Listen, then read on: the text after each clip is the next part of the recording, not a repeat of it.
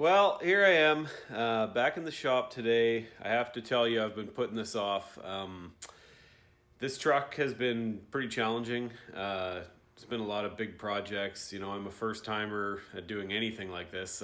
Biggest project I'd ever done on my own was a timing belt on my Xterra, which, you know, is basically a one-day project. So to get into something where I'm rebuilding the transmission and doing ring and pinions and installing turbos and a cam, and you know, it's been crazy. So it's hard for me to pull this truck apart because it's running, and like, even though it's quirky and it needs a lot of things to be fixed, it's just so nice to have it on the road. But anyways, now that I got the Dakota going and insured, I'm gonna just start driving that and spend some time turning this dirty old Dodge Ram into the nice truck that I know it can be.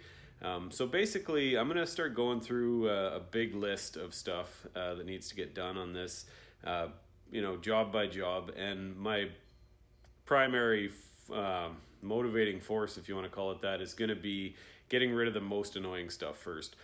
So hands down, the thing that needs to get dealt with is boost leaks. I've had this turbo kit on here before and blew the head gasket within a couple days, even though it was a new head gasket with ARP head studs. So I have had this stuff on and apart a few times now.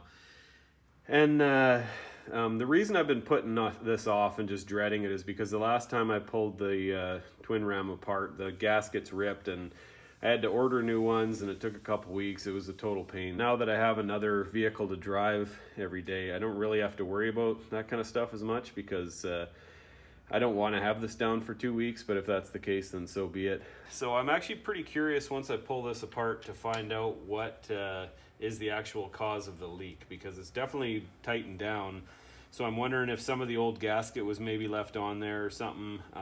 So I'm kind of curious to see how this goes. So negative battery terminals are disconnected, and here we go.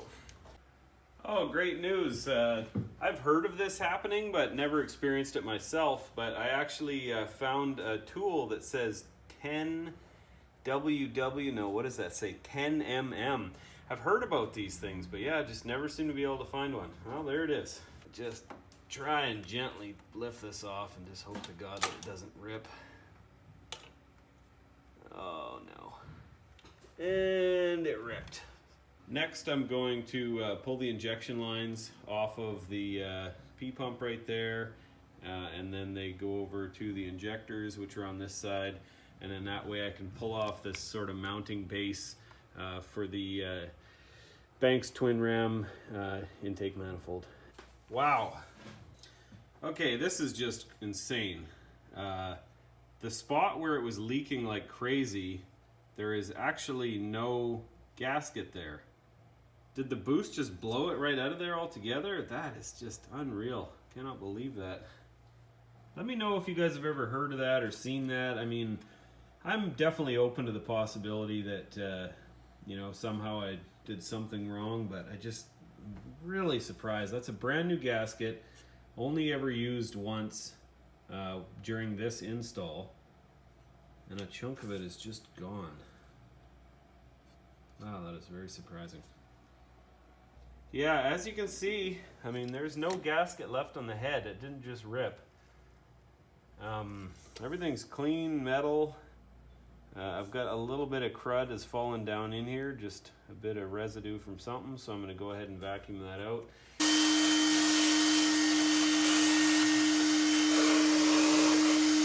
With me not really being around this kind of stuff that much, for all I know, it's a common problem, but man, I'm just so surprised that that would have happened. I wouldn't even have registered that that was a possibility, that a chunk of the gasket would have just been gone. And I mean, like a 2-inch chunk of it just blown right out of there.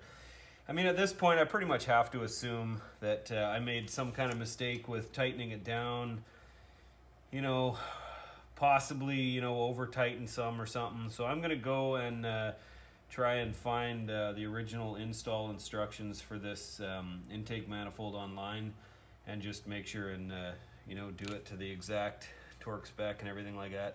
I'm certainly very happy that I saved this other gasket. This one has definitely seen better days, but I can put it in there. And now that I have this boost leak test kit, you know, it should be pretty easy to diagnose any sort of boost leaks in the future, although let's just hope to God this thing is sealed up for good. Okay, so found the instructions online. About what you would expect. It's 18 foot-pounds tightened from the center outwards.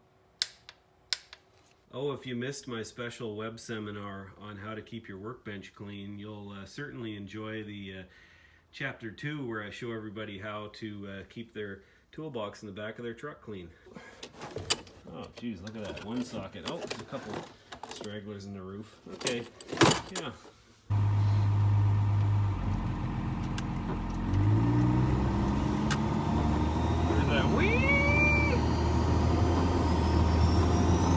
That definitely is the sound of boost leak. Overall though, definitely noticing much improved throttle response though, which is nice. So heading in the right direction. As long as we're making progress, I'm happy.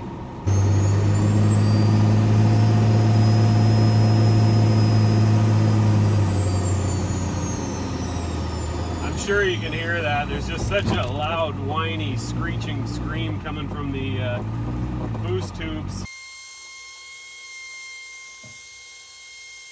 Okay, so I got it all stripped down, and I don't know if this has always been a problem. I'm going to try and zoom in here, but right there, right here, this seems to be sticking up a little higher. I don't even know, that hole looks pretty chewed up. I'm not aware of that being damaged before, but I don't know. This little nub right here is kind of poking up, and that was where that crazy whistling sort of boost leak was happening. Yeah, I don't know, this is just getting weirder by the minute. So yeah, it just took a tiny little tap with a hammer and a punch, and it seems to be sitting pretty flat now. So it's a little bit disconcerting. That hole sure looks damaged, but I don't really know what that would be from. But anyways, I'm going to throw a new gasket on there and vacuum this thing all out real good, and I guess we'll try again. Here we go. I don't know why great power has to come with great responsibility, but anyways, here's to hoping that the car gods think that I've done enough to deserve this glorious horsepower that this engine is supposed to have. All right, let's try and hook up this boost leak checker and see. I've got everything hooked back up. New gaskets and all that. Injector lines are tightened down good and tight. Oh man, I'm just so ready for this thing to just work. Well, after having this thing apart 3 times, I got that one pulled apart, and it didn't seem to be sitting anything but perfect, so I snugged her up and it's sealed. And then this one started leaking, so I tightened that up, and now it is just absolutely pouring air out of here again. It's a brand new gasket in there, everything's torqued down perfectly. Made sure it was all clean, there's no signs of any gunk or leftover gasket or anything, and there we go, she's just pouring air out of here again. So I had pretty much given up, and I just figured what the heck, I'll try and tighten it down a bit more. And this is going a bit beyond, actually probably a bunch beyond the recommended torque spec.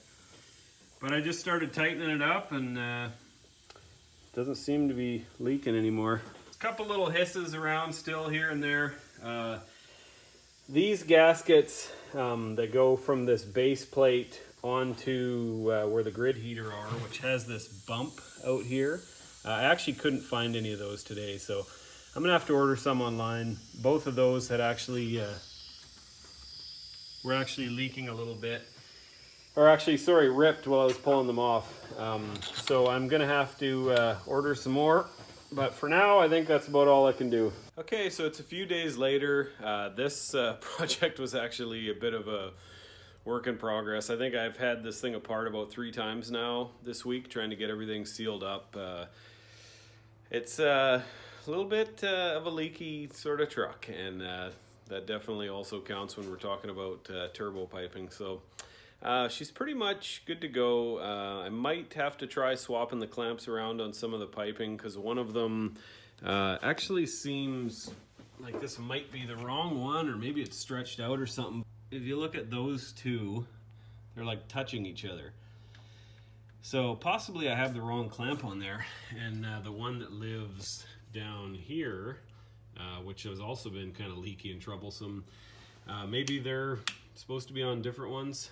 This one is definitely seems to be well within its working range of tightness. You probably can't see that, but I'll try swapping them around. Maybe that's part of the issue. But overall, I mean, they're very minor leaks right now. Everything seems to be sealed up pretty good. You know, the big leaks are gone, and it's basically just little nitpicky stuff that I'll go through and deal with. I think that I'm kind of running into a situation where I have a bit too much turbo and not enough fuel. So I have a 96 Dodge Ram, which is an automatic. And I can't find a straight answer on this online. It's either a 165 or a 180 P pump. I'm really not too sure. But I need it to start putting out a lot more fuel. So I think what I'm going to do is try racking the barrels and then kind of go through and retune the AFC, because I'm kind of at this weird situation right now where I have the AFC or the housing slid all the way forward. I've got a rack plug, the star wheels all the way forward. And the further forward I put the pre-boost screw, the better the off-idle response gets. But the problem is it becomes very hard to start. So it's like I'm not really getting enough fuel to actually light the turbos off unless I have this thing pretty much maxed right out. And even then, I don't want it to be a smoky truck, but you know, you should be kind of on the verge of smoke, I think, to make maximum power. So that pump is kind of the next thing that's going to need to get dealt with. But you know, considering it's running and there's a million things on this truck that need to get sorted out, it's probably just going to be kind of the way it is for now. Anyways, I think next up, being that this is running and feels pretty good, I'm probably going to jump over to that old sack of turds there. This quad I actually bought last year, and decided rather than riding around on it, I'd like to just use it as a junk organization center, as you can see there. Actually, the second time I had it out riding, the coil went on me. So I already have the new coil. I actually bought a spare also, so I'll just keep it in there. And gotta get that thing running. My idea with projects and junk that I have is I really just want to keep it running. I've been just so preoccupied with the Dodge, with the dually here, and it's just had a couple of problems that were just a nightmare to sort through. I had this absolute freak transmission problem that was it took me a long time to diagnose, and so this has gotten all my attention lately. I mean, this is a big project. I've got, you know, tens of thousands of dollars into this thing, but basically I want to keep things to the point where I can just go use them at any time. And if that means that it's kind of a hokey looking pile of junk with crap like that and whatever, you know, so be it. I just I'm always very nervous about projects sort of getting out of hand and, you know, not ever getting finished. So next step is definitely get this little bastard back going and take the wife out for a ride. So anyways, just want to say thanks again for watching, and hope you have a good day. All right, take care.